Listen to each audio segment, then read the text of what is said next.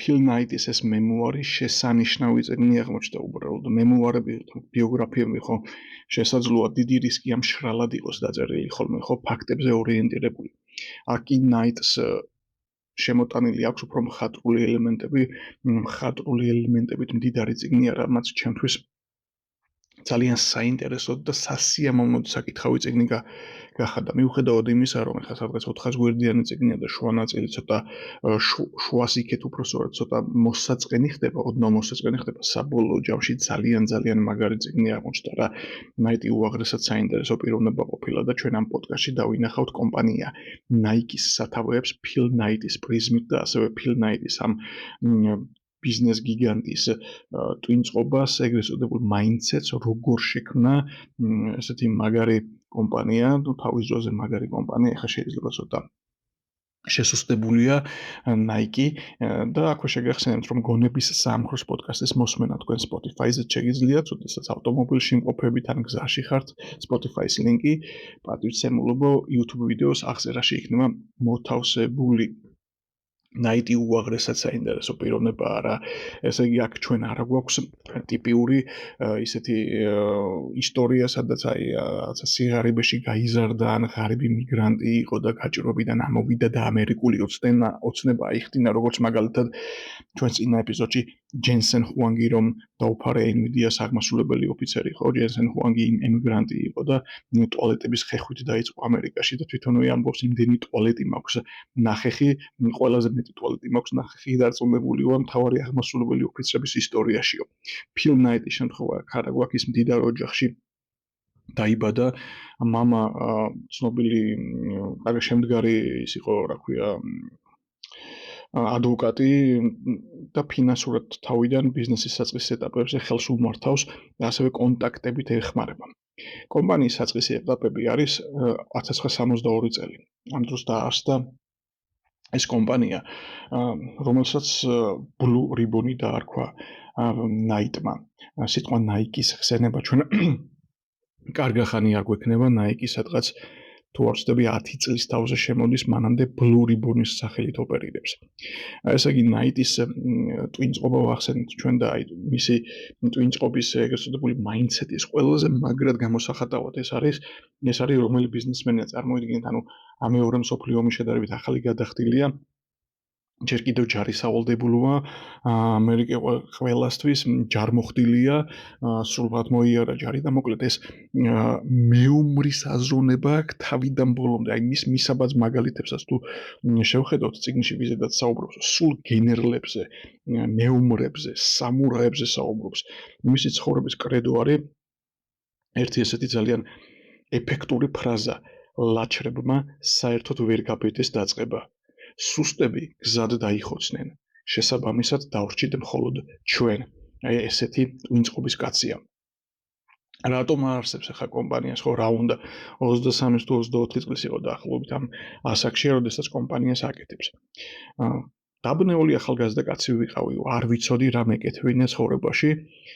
წარმატებით დაასრულა იქ ორეგონის შტატის სახელმწიფო უნივერსიტეტი, შემდგომ მასტერიც კი გააკეთა სტენფორდის უნივერსიტეტში, როგორც ვთქვით, მოიხადა სრულფასოვნად ჯარით, რომელმაც მასზე დიდი გავლენა მოახდინა. პარალელურად უნდა ვთქვათ, ეს არ უნდა დაგვაუწყდეს, იმიტომ რომ საკვანძო მომენტია, ნახევრად ათლეტია რა, სპორტს მისდევს, სპრინტერია, მორბენალია. სხვათა შორის ორეგონის შტატი ცნობილია მორბენალების აღზრდით რა და თურმე მერე Nike იღბალზე ამ წიგნში ბევრს საუბრობს და ის ამბობს, რომ აი იღბლის უარყოფა უბრალოდ არ შეიძლება წარმატების ეტაპზე, იღბალმა შეიძლება მისი აზრით უდიდესი გავლენა მოახდინოს და აი წიგნის ბოლოსკენ საუბრობს, რომ მაგალითად ეს ყველაფერი ჩემთვის იღბლიანის რაღაცა მისტიურიც იყო, როდესაც თურმე ორეგონის შტატში ხო დაარსდა ეს კომპანია Nike, ასევე ცნობილი ხო ორეგონის შტატი მორბენალები და თურმე მსოფლიოში ყველაზე ძველი ფეხსაცმელი ოფიციალურად რაღაცა ჩვენსელთ აქ ვიწყოდე რამდენი ათასეული წლებით დათარიღებული ორეგონის შტატში ყოფილა აღმოჩენილი. ამხელა დამთხოვა, წარმოიდგინეთ, ეს ნამდვილი ინფორმაცია გადავამოწმე Google-ში. ერთი რამ თუ ჩვენ ვთქვით, რომ Phil Knight-მა არაფერი არ იცის იმ ასაკში, ერთი რამ ნამდვილად იცის, მოწყენილობა მაშინებდაო. გინდა თუ არა ცხოვრება თამაშია. ვინც ამ ჭეშმარიტებას უარყოფს და თამაშზე უარს ამბობს, განდეგილად რჩება. მე კი განდეგილობა არ მინდოდა. ყველაფერზე მეტად სწორედ ეს არ მინდოდა.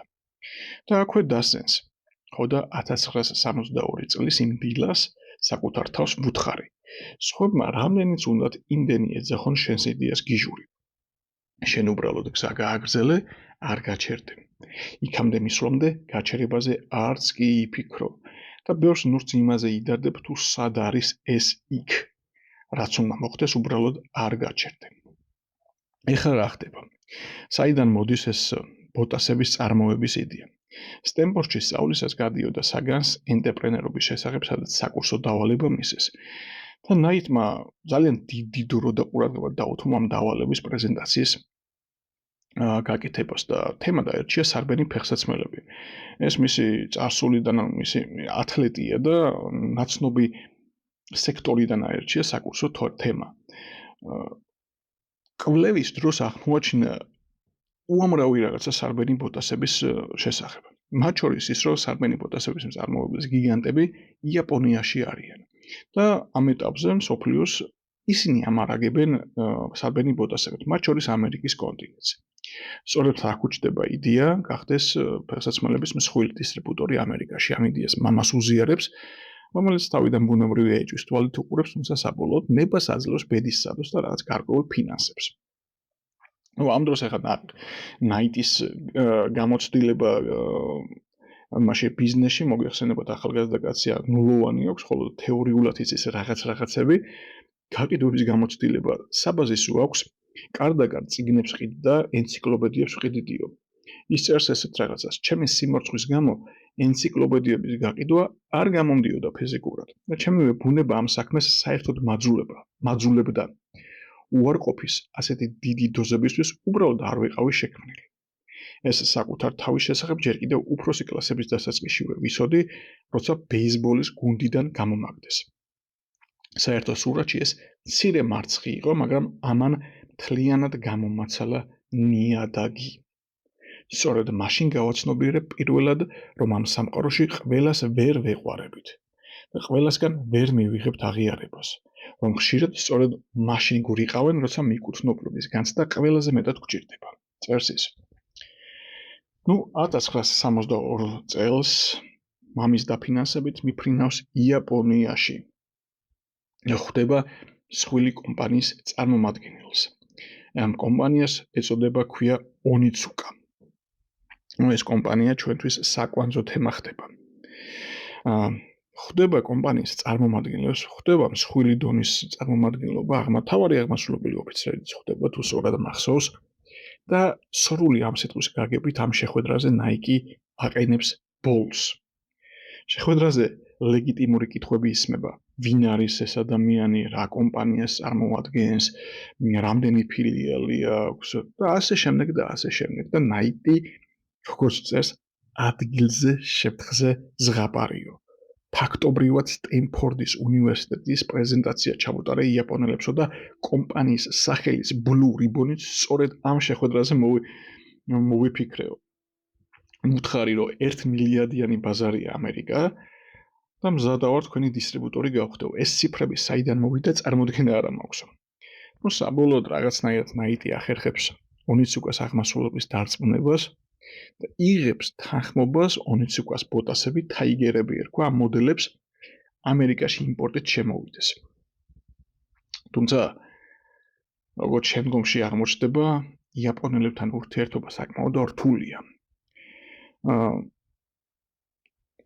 შეკვეთებს უგვიანებენ, მაგალითად, იქვე გაკეთებული შეკვეთა 5 თვის თავზე გამოუგზავნეს, მიწოდებას აგვიანებენ, კომუნიკაცია საშინელი აქვს, ნაიტი წერს ისინი არ პასუხობენ. პირველი შეკვეთა იყო 12 წყვილი ბოტასი წარმოედგინეთ, საიდან დაიწყო 12 წყვილი. თუმცა აქ უნდა ვახსენოთ, რომ ნაიტის საოცარი ალღოს უნარი რა.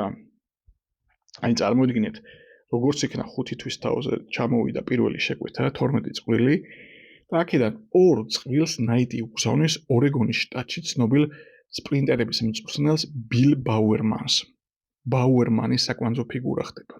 საკვანძო ფიგურა კი არა, ნაიკის თანადამფუძნებელი ხდება.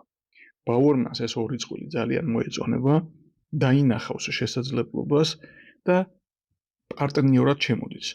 $500 იწყებენ მეორე შეკვეთას. წილებს იფორმებენ 50-50-ზე.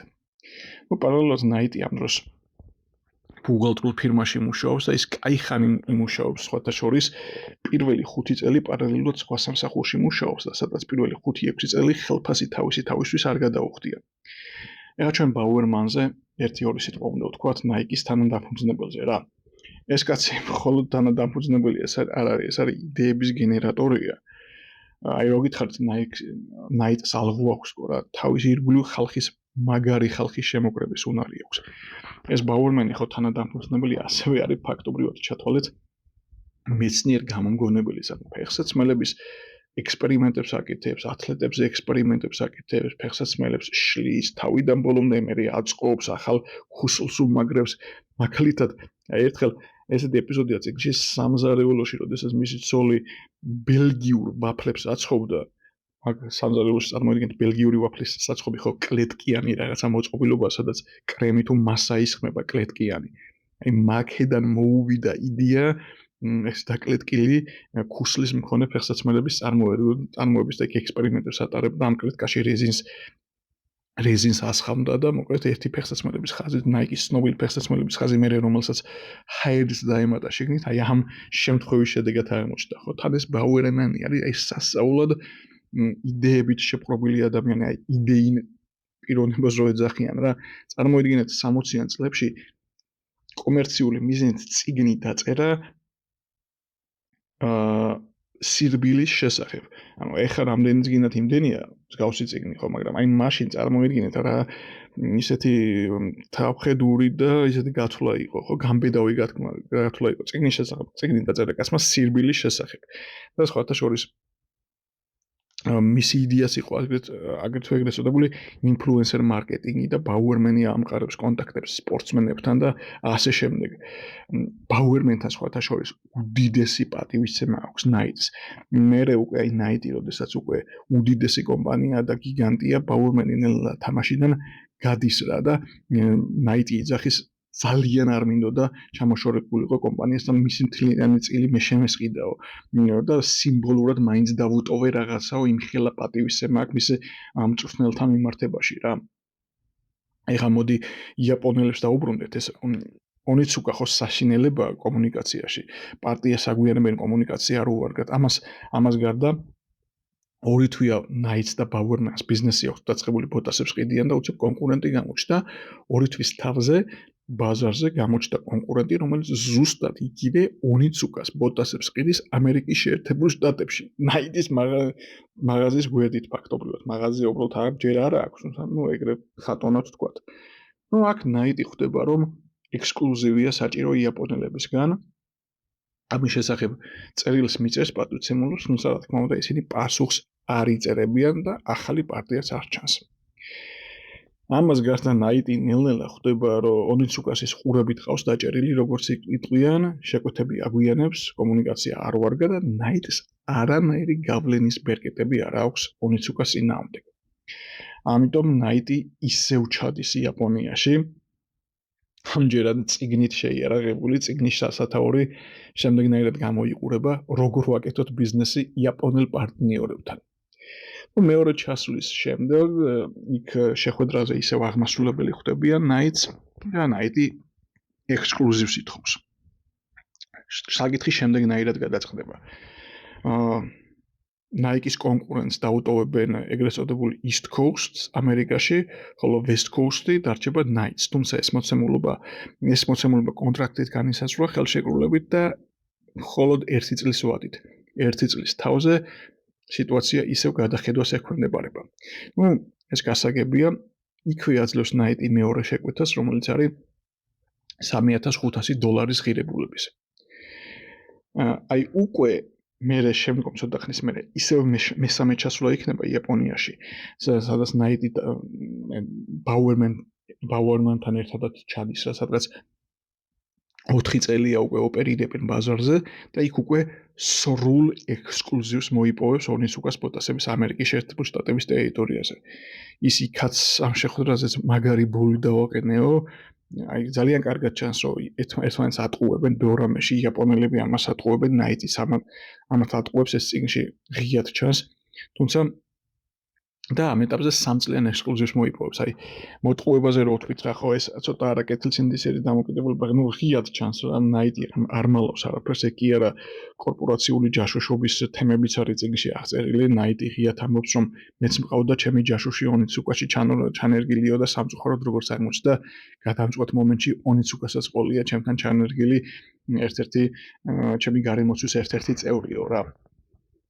ну არ გაგიკვირდებათ და წლების შემდგომ მათი ურთიერთობები მაგრად იძაბება და ისე დაიძაბება რომ ნაიტი გადაწყვეტს ონიცუკას წარმომადგენლები ახლა დაპატიჟოს ამერიკაში და აქ გულთბილი დახვედრა გულთბილი მასპინძლობა მოუწყოს რომ რაღაცნაირად იქნება დალაგდნენ თუმცა მათ შორის საქმიანი დალაგება არ გამოდის ნაიტი არის აი როგორი ტიპია იცით აი საქმისთან გამომდინარე რომ ბევრ რაღაცაზეა წამსვლელი. ეგეთი ბიზნესმენია და ეგეთი ტიპის კაცია. მაგალითად, როდესაც სასტუმრო ვიზიტით ჩამოვიდნენ იაპონელები ამერიკაში, ну ნაიტი გადაყვათ, ან ბუნებრივია გულთბილად დახვდნენ რაღაცა და ერთ მნიშვნელოვან შეხვედრაზე ის და ონიცუკას აღმასრულებელი ტეტ-და-ტეტ ერთ-ერთზე საუბრობენ და ონიცუკას წარმომადგენელი რაღაც მნიშვნელოვანი დოკუმენტებით არის მოსული, რომელიც ჩემოდანში, საქმიან ჩემოდანში უდევს და რაღაც მომენტში ეს კაცი საფირფარეშოდანში გავიდა და ნაიც აღწერილი აქვს, რომ აი მის დოკუმენტას ვეციო რა, სამუშაო ჩემოდანი გაუხსენი და ისი დასკანერება, ისი სკანერისად იყო მაშინ, ისი ქსეროქსის გადაღებას და ასლების გაკეთებას მოვასწარი სანამ საფირფარეშოდან დაბრუნდებოდა ყველა დოკუმენტი დავიტოვე, ანუ წარმოიდგინეთ ესეთი შაუბნელი მომენტებიც არის აღწერილი რა. და ზუსტად ამ შეხვედრაზე ონიცუკაც წითელს აუნთებს ნაიტს, იციან რომ ნაიტის cash flow-ს პრობლემა აქვს და ესე შეთავაზებენ 51%-იანი წილი მოგვეციო. 51%-იან წილს გამოვისყიდით ჩვენგანო, რადგანაც აი ნაიტი ეს ამას ოცარ შეურაცხყოფად მიიღებს და იქ მიხვდება რომ ეს ონიცუკა არის ჩასახსნელი და სანამ ნაიტს მოაცურებენ და ფეხქვეშ ხალიჩას გამოაცლიან, ნაიტმა უნდა დაასროს იაპონელებს მოცურება.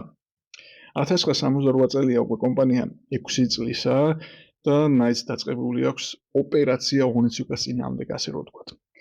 რას აკეთებს? იწყებს ალტერნატიული ქარხნების ძიებას.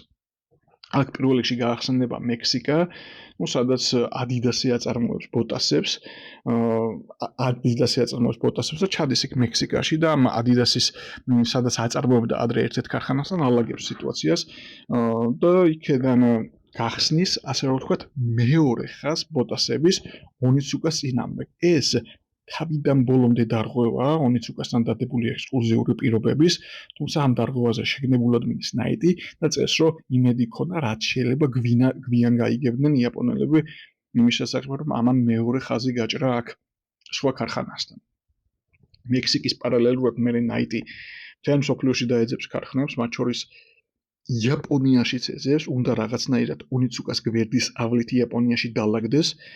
აი მას აქვს შესანიშნავი უნარი, აი პროფესიონალი ხალხის მოძებნის. აი მაგალითად, როდესაც იაპონიის ბაზარზე გადაწყვეტს შესვლას, უпростоრად ონიცუკას მოცურებას რო გადაწყვეტს, ან მე გინდა ტაივანში შევა, გინდა ჩინეთში შევა, ის იქაურ პროფესიონალებს არჩევს. აი ჩათვალეთ ეგრეთ წოდებულ მეგზურებს რა, გიდებს არჩევს, რომლებმაც ზეპირად იციან ქარხნები, ზეპირად იციან რა სჭირდება ნაიტს და როგორ დაუკმაყოფილონ მოთხოვნები და მოკლედ ეს ხალხი მეგზურობას უწევს ნაიტს ამ უცხო ქვეყნებში. ასე მაგალითად ერთ პიროვნებას მიაგნო, რომელთაც იაპონიის ბაზრის ექსპერტს, რომელსაც რომ შეხვდა ამ კაცმა უთხრა, ეგრევე 5 იაპონური ქარხანა დღესვე მახსენდება, რომელთაც შემიძლია მარტივად დაგაკავშირო ონიცუკას გვერდის ავლითო.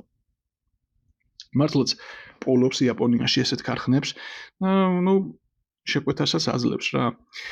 თუმცა აქ ერთი საინტერესო და ისეთი მომენტია, კარგად ჩანს აი ნაიტის დამოკიდებულება პრობლემებისადმი რა.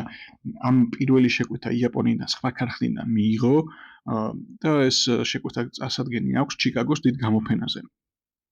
სადაც ეს გამოფენაზე უნდა გაიტანოს ეს ახალი ბოტასები, სადაც გაყიდვების მენეჯერები, სხვა კომპანიების წარმომადგენლები, რიტეილ სტორები უნდა მოვიდნენ და შეაფასონ ეს ბოტასები და აღმოჩნდა, რომ ეს პარტია არის საშინელება, ეს პირველი დამზადებული პარტია არის უბრალოდ საშინელება.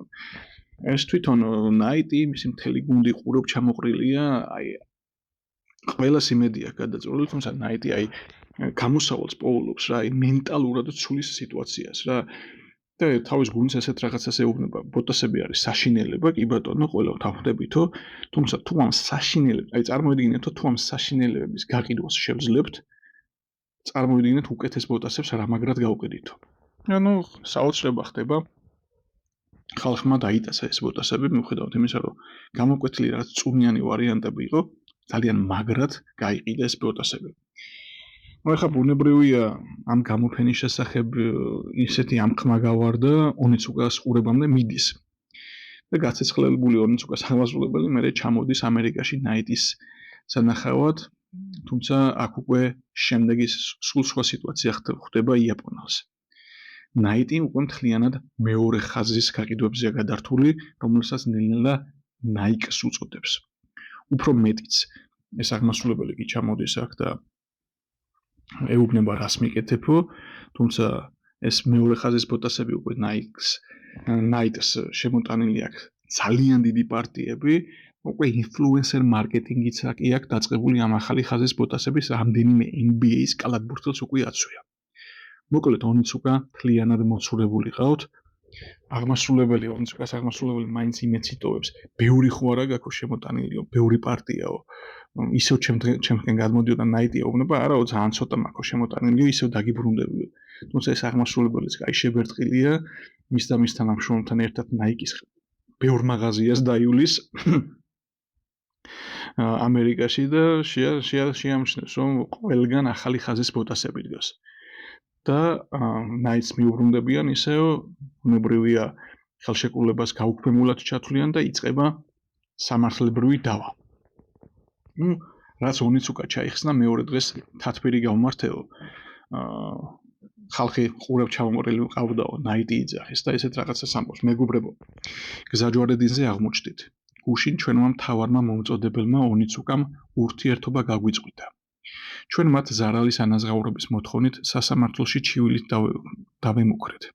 და რა თქმა უნდა, მათაც დავემუქრენ საკუთარი სარჩელებით, ხელშეკრულების დარღვევისთვის.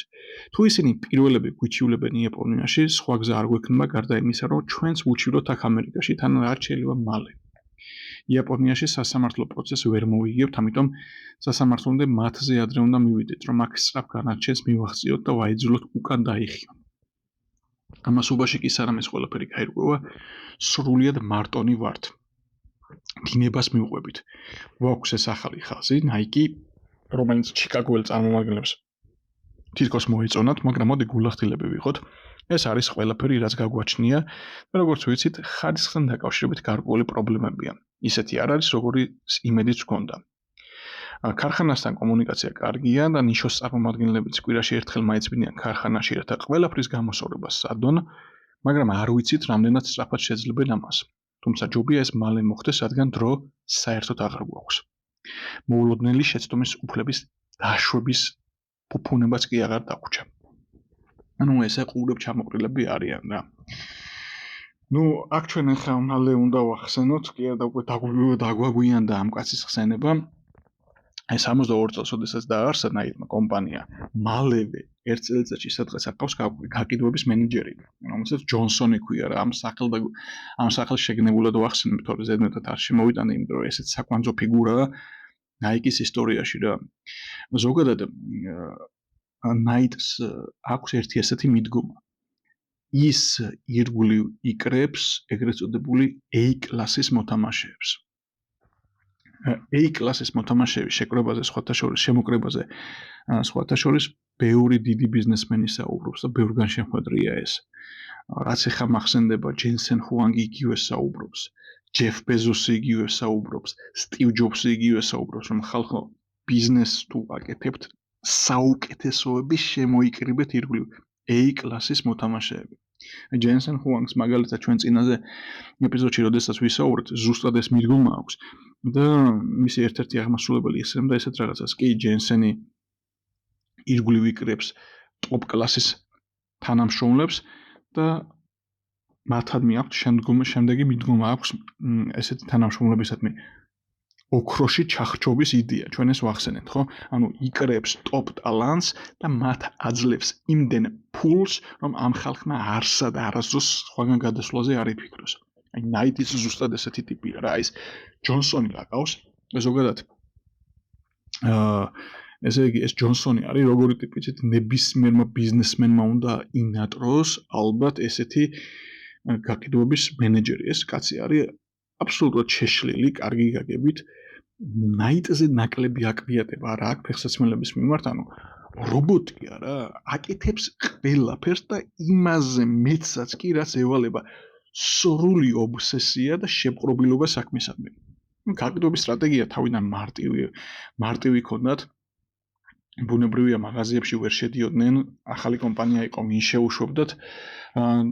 ნაიტიც თავად ეს გაყიდვების მენეჯერის დადიოდნენ სტადიონებზე და უშუალოდ ერთ-ერთზე კონტაქტის დროს ყიდნენ კარდაკარ, ასე რომ ვთქვათ, თავიანთ ბოტასებს. და ნაიტი წეს თუ როგორ ემადლიერება ის თავის თანამშრომლებს, განსაკუთრებით ჯონსონს და თუმცა ის ხო გეუბნებით ცოტა სხვანაირი კაცია, არასდროს საჯაროდ არ გამოვხატავდი მადლიერებას რა. არასდროს მადლიერების საჯაროდ გამოხატვის კარგი უნარი არ მქონია. შესაძებ სიტყვებსაც კი ძლიერ ძვირად ვიმეტებოდი. ჯონსონი თავდადებული კაცია, აი უკავშირებსაც კი აგროვებს კლიენტებისგან მეწახეებთან დარბის, იქ ფეხსაცმლის მოდელებსაც ცulis რაღაც პატარა ექსპერიმენტებს ატარებს.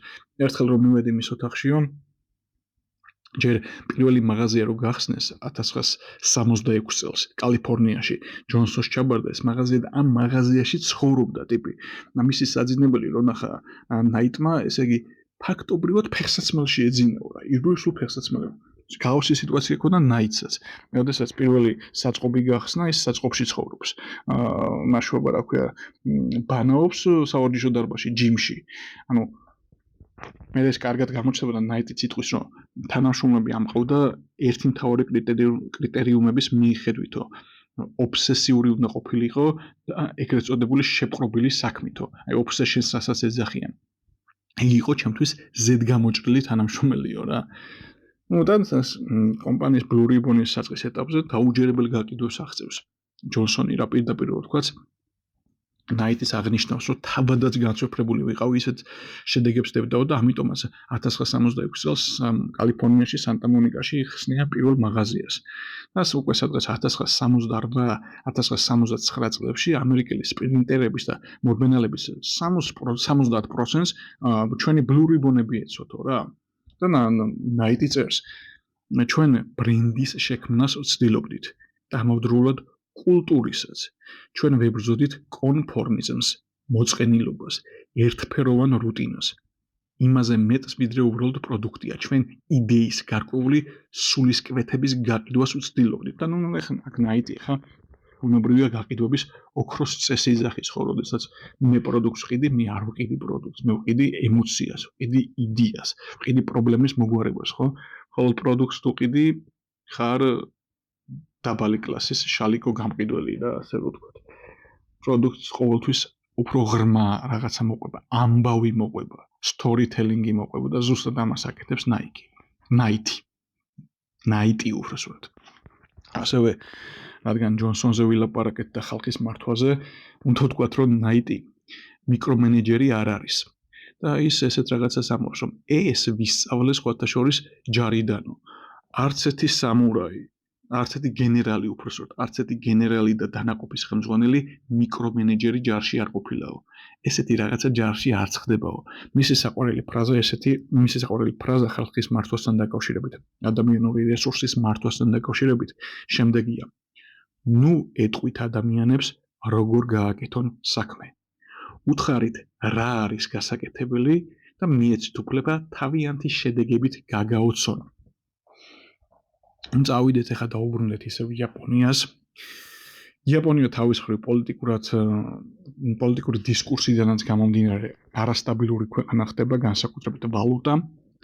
ამიტომაც ნაიტი ნელ-ნელა ტაივანზე იწყებს ფიქრს. თუმცა ტაივანი ამ დროს ხარისხს ვერ დებს. ამიტომ სანამ ტაივანში შევა, ფეხსაცმელების ბოტასების ნაწილს კეთებას პუერტო-რიკოში იწყებს, თუმცა რამდენიმე წელში ტაივანში ისევ ბრუნდება.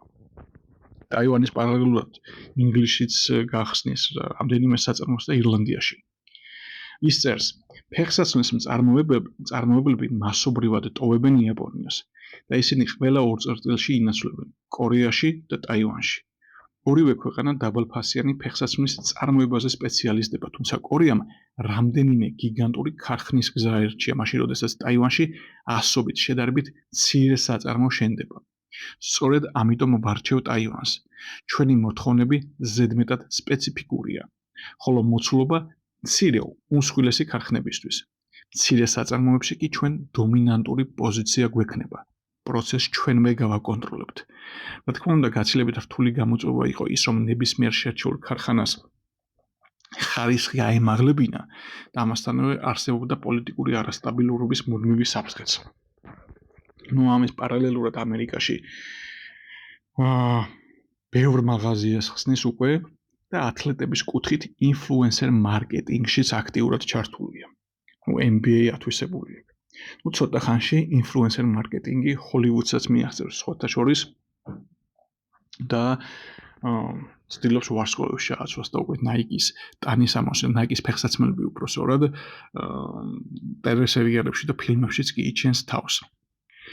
სხვათა შორის ეს უნდა ვთქვათ, რომ ნაიტისთვის იმ დროს მისაბაძი კომპანია, ეგრეთ წოდებული როულ მოდელი, იყო კომპანია Sony. ის წერს, რისი აშენება გვინდა. როგორი კომპანია გსურს რომ ვიყოთ. კომპანიების უმეტესობის მსგავსად, ჩვენც გვყავდა მისაბაძი მაგალითები. მაგალითად Sony. Sony თავისი დროის Apple იყო.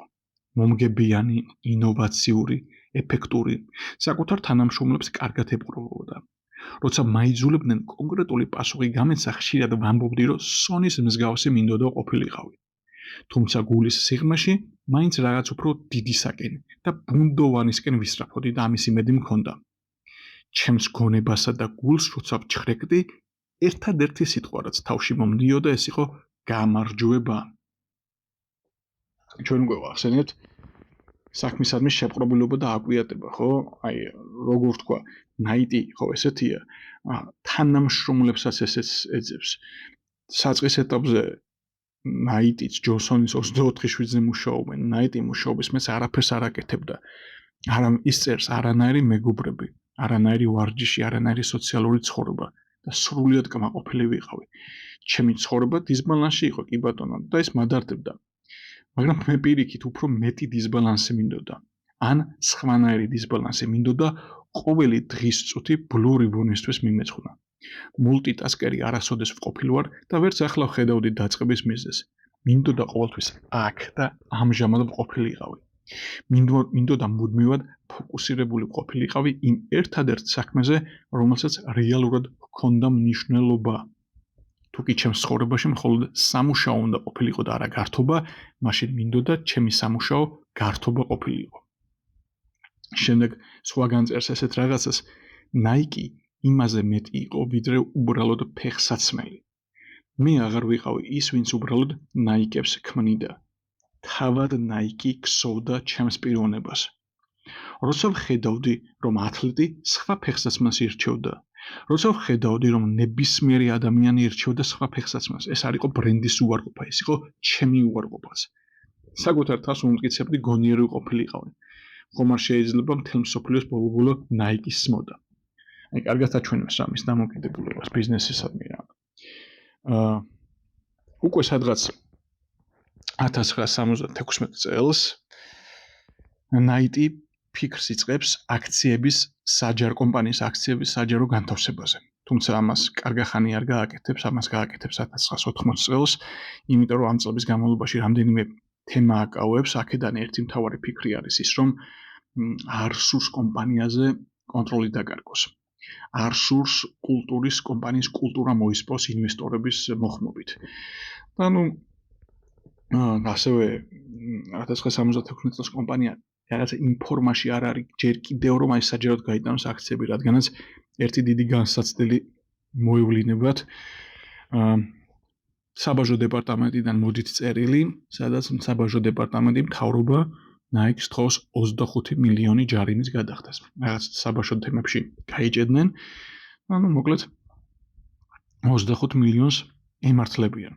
წიგნში ეს თემა არის ძალიან დეტალურად გაშლილი, როგორ ებრძვის Nike ხელისუფლებას, მთავრობას, საბაჟოს და როგორ ცდილობს ამ ვალის, ეგრეთ წოდებული ვალის განულებას.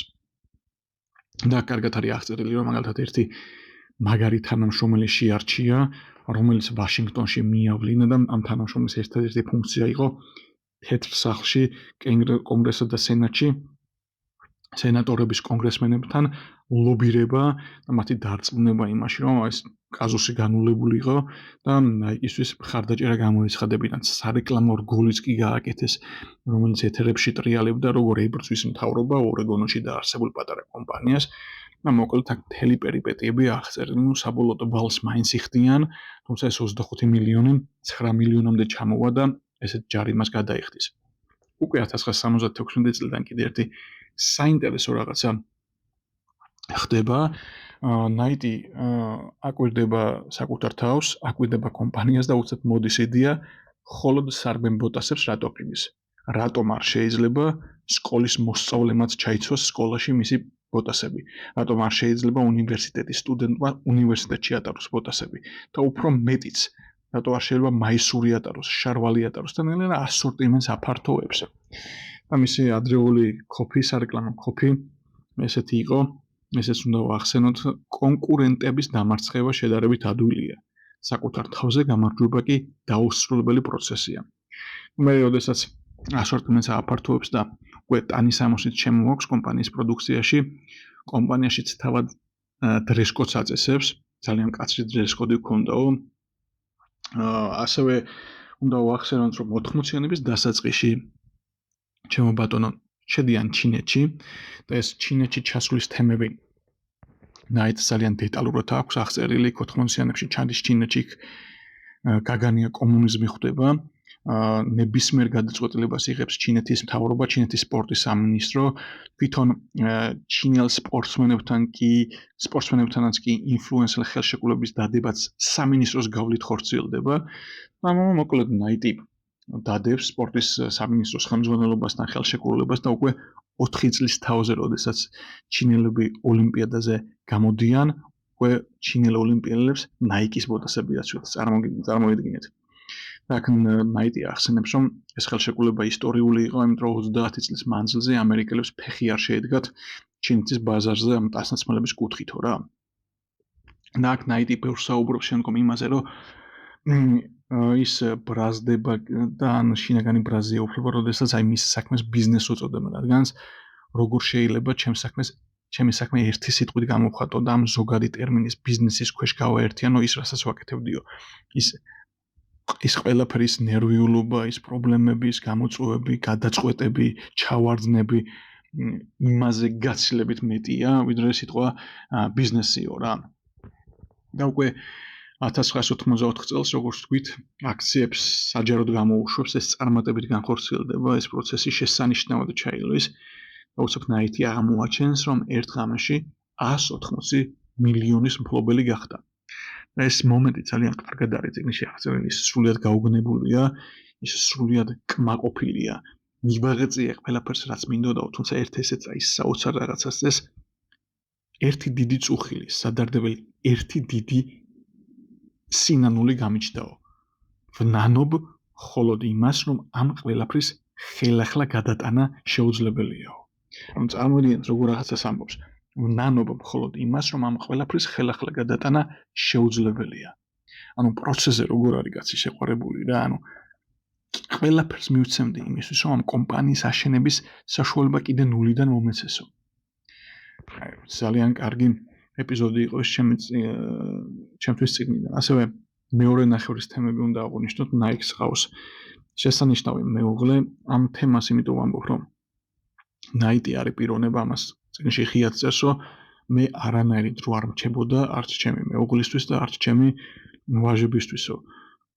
და ჩემი მეუღლე ამაზე თანახმა იყო იმაზე, რომ სახლის საქმეებში საოცრად დაბნეული, გულმავიწყი, ცუდი კომუნიკატორი ვიყავი, თანახმა იყო იმაზე, რომ ჩემს ტვინში მხოლოდ და მხოლოდ ბოტასები არსებობდა და მეტი არაფერიო. ანუ ამით იმის მომენტი რომ მე მგონი კარგად ჩანს, როდესაც ადამიანი დიდ საქმეზეა შეჭიდებული და მისი პიროვნება, იდენტობა მხოლოდ და მხოლოდ ამ საქმეზეა მიბმული, მეორე ნახევრისთამა მე მგონი გადამწყვეტი ხდება, იმიტომ რომ ნაიტს ვარ ყოლოდა ესეთი ხარდამჭერი მეუღლე პენი, არ ვიცი ამ საქმის ნახევარიც თუ გამოვიდოდა რა. და დასასრულს ძალიან მაგარი რაღაცა მინდა ვთქვა, ფრაზაც აგიკითხოთ, საბოლოო დარიგებას იძლევა ფილ ნაიტი ახალგაზრდა ანტრეპრენერებისთვის. ციტირება. მინდა მათ დავეხმარო, ანტრეპრენერები გულისხმება იმედგაცრუების თავიდან აცილებაში. ვეტყოდი, რომ შეჩერებულიყვნენ, პაუზა აეღოთ და კარგად დაფიქრდნენ, დაეწონათ თუ როგორ სურთ თავიანთი დროის ხარჯვა და ვის გვერდით აპირებენ ყოფნას მომავალი 40 წლის მანძილზე. 25 წლის კაცებსა და ქალებს ვეტყოდი, რომ არასდროს დასჯერდნენ უბრალოდ სამსახურს, პროფესიას, ან თუნდაც კარიერას, ეძებეთ მოწოდება. მაშინაც კი თუ არ იცით ეს რას ნიშნავს, მაინც ეძებეთ ის. თუ საკუთარ მოწოდებას მიხვებით, დაღლილობის ატანაც გაგიადვილდებათ. იმედგაცრუება თქვენი საწვავი გახდება და მწვერვალების დაპყრობით გამოწვეულ ემოციას სხვა ვერაფერს შეადარებთ. მინდა გავაფრთხილო მათ შორის საუკეთესო ნოვატორები, მიამბოხეები, რომ მათ ზურგზე ყოველთვის მიხატული იქნება დიდი სამიზნე. რაც უფრო უკეთესები გახდებიან, მით უფრო გაიზრდება ეს სამიზნეც. ეს არ არის მხოლოდ ერთი კაცის აზრი, ეს არის ბუნების კანონი. ციტირების დასასრული და მინდა საბოლოოდ ამ სიტყვებით დავასრულო. ნაიტი წერს, ხოლო ისინი, ვინც ენტერპრენერებს მოუწოდებენ, რომ არასოდეს დანებდნენ, შარლატანები არიან. ხანდახან უნდა დანებდე. ზოგჯერ იმის ცოდნა თუ როდის უნდა თქვა ვარი და როდის უნდა სცადო სხვა რომ ნამდვილად გენიალურობაა. დანებება გაჩერებას არ ნიშნავს, გაჩერებით არასოდეს გაჩერდეთ. იღბალი უდიდეს როლს ითამაშებს. დიახ, მე მინდა საჯაროდ ვაღიარო იღბლის ძალა. ათლეტებს უმართლებთ, პოეტებს უმართლებთ. კარგი გუნდი აუცილებელია.